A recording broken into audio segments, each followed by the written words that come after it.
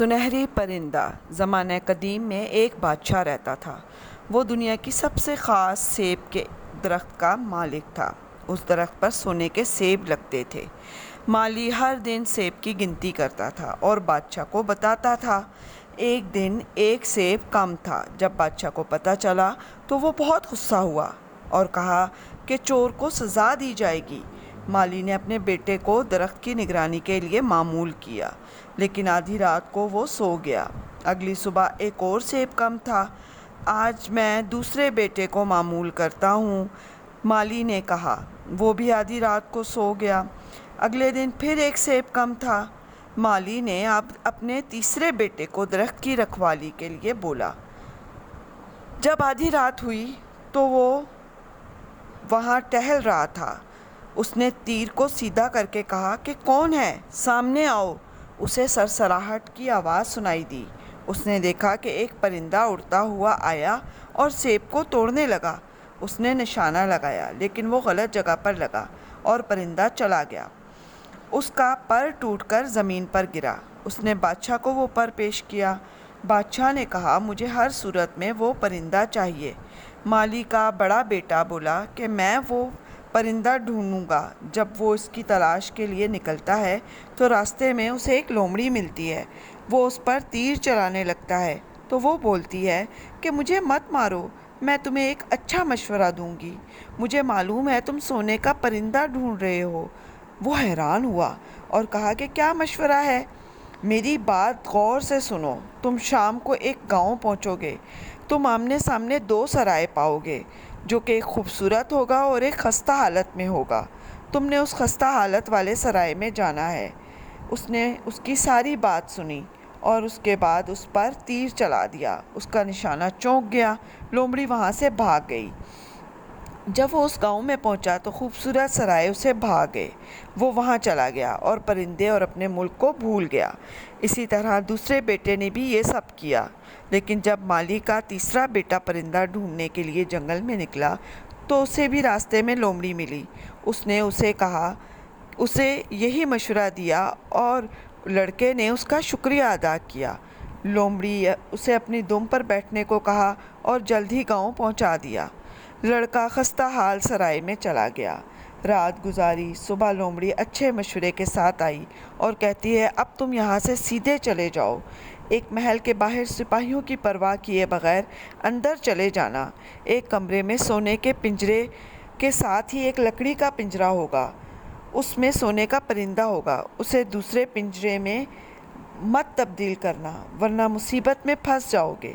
وہ پھر سے دم پر بیٹھا اور محل پہنچ گیا۔ وہ کمرے میں گیا تو اسے دونوں پنجرے نظر آئے۔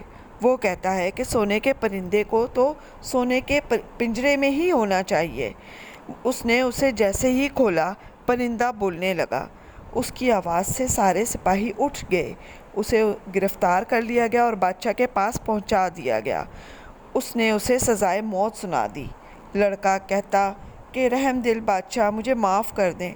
بادشاہ کہنے لگا کہ اگر تم سونے کا گھوڑا لے آؤ تو میں تمہیں چھوڑ دوں گا اور ساتھ ہی سونے کا پرندہ بھی دوں گا۔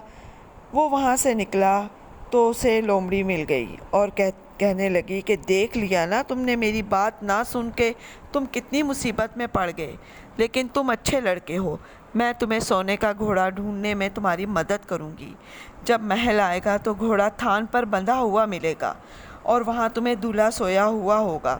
خاموشی سے گھوڑا لے جانا اور یاد رکھنا اس پر چمڑے کی کاٹھی ڈالنا مت بھولنا، لیکن اس کے ساتھ ہی سونے کی کاٹھی بھی ہوگی، اسے نہ ڈالنا۔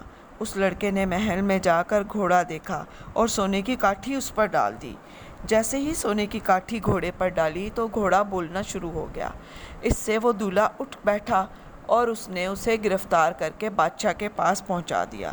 بادشاہ نے پھر سے اسے موت کی سزا سنائی تو لڑکا بولا، رحم دل بادشاہ، میری زندگی مجھے بخش دیں۔ بادشاہ نے شرط رکھی کہ اگر تم مجھے خوبصورت شہزادی لا کر دو گے تو تم اس سونے کے گھوڑے اور سونے کے پرندے کو میں تمہیں دے دوں گا۔ وہ لڑکی کی تلاش کے لیے نکلتا ہے۔ دوبارہ لومڑی ملتی ہے اور کہتی ہے کہ اگر تم میری بات سن لیتے تو پرندہ اور گھوڑا تمہارے ہوتے۔ لیکن میں دوبارہ تمہاری مدد کروں گی۔ تم سیدھے محل چلے جاؤ، وہاں تمہیں شہزادی ملے گی، تم اسے بوسہ دینا، وہ تمہارے ساتھ چلنے لگے گی، لیکن اسے اپنے والد سے نہ ملنے دینا۔ لڑکے نے سب کچھ لومڑی کے کہنے کے مطابق کیا، لیکن جب شہزادی کو لے کے جانے لگا تو راستے میں وہ رونے لگی اور والد سے ملنے کی اجازت طلب کی تو اس نے دے دی۔ جیسے ہی وہ والد سے ملی تو اس نے اسے گرفتار کر لیا اور کہا کہ تم میری بیٹی کو لے کے جا رہے تھے، اب تم 8 دنوں میں میری کھڑکی کے سامنے چٹان کو ہٹا دو تو میں تمہیں شہزادی، سونے کا پرندہ اور گھوڑا دے دوں گا۔ لڑکا چٹان کو توڑتا رہا، 7 دن لگا رہا، لیکن وہ تھک کر بیٹھ گیا۔ لومڑی اس کے پاس آئی اور کہا کہ تم سو جاؤ، میں سارا کام کر لوں گی۔ اگلے دن بادشاہ بڑا خوش ہوا، شہزادی کو اسے سونپ دیا۔ وہ وہاں سے چل پڑا۔ راستے میں لومڑی ملی اور کہنے لگی کہ تم یہ تینوں چیزیں لے سکتے ہو، جب تم بادشاہ کے پاس جاؤ تو لڑکی کو بادشاہ کو سونپ دینا، وہ بہت خوش ہوگا، پھر وہ تمہیں گھوڑا دے دے گا، تم ان سے ہاتھ ملانا اور رخصتی لینا، پھر شہزادی سے ملنا اور جلدی سے شہزادی کو گھوڑے پہ بٹھا کر تیزی سے بھاگ جاؤ۔ جب محل پہنچو تو میں شہزادی کے پاس کھڑی رہوں گی، تم اندر جا کر گھوڑا بادشاہ کو دینا، وہ پرندہ تمہیں دے دے گا تو تیزی سے پرندہ لے کے گھوڑے پر بھاگ جانا۔ ہر کام لومڑی کے کہنے کے مطابق ہو رہا تھا۔ پھر اس نے لومڑی کا شکریہ ادا کیا تو لومڑی بولی کہ یہ بات تو تم مجھے جان سے مار دو۔ لڑکا بولا کہ میں ایسا نہیں کر سکتا، تم میرے اچھے دوست ہو۔ لومڑی پھر اسے مشورہ دیتی ہے کہ جب تم واپس آؤ تو 2 چیزوں سے خبردار رہنا، پھانسی سے کسی کو تاوان مت دینا اور ندی کے کنارے مت بیٹھنا۔ لیکن جب وہ راستے میں جا رہا ہوتا ہے تو دیکھتا ہے کہ 2 بندوں کو لوگ پھانسی دے رہے ہیں۔ وہ قریب جاتا ہے تو دیکھتا ہے کہ یہ تو اس کے اپنے بھائی ہوتے ہیں۔ وہ انہیں بہت سی رقم دے کے رہا کروا لیتا ہے اور وہ انہیں آزاد کر دیتے ہیں۔ سب مل کر جا رہے ہوتے ہیں کہ راستے میں ندی آ جاتی ہے۔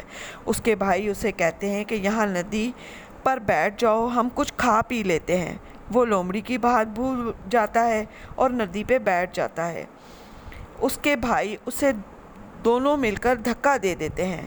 شہزادی، گھوڑا اور پرندہ لے کے چلے جاتے ہیں۔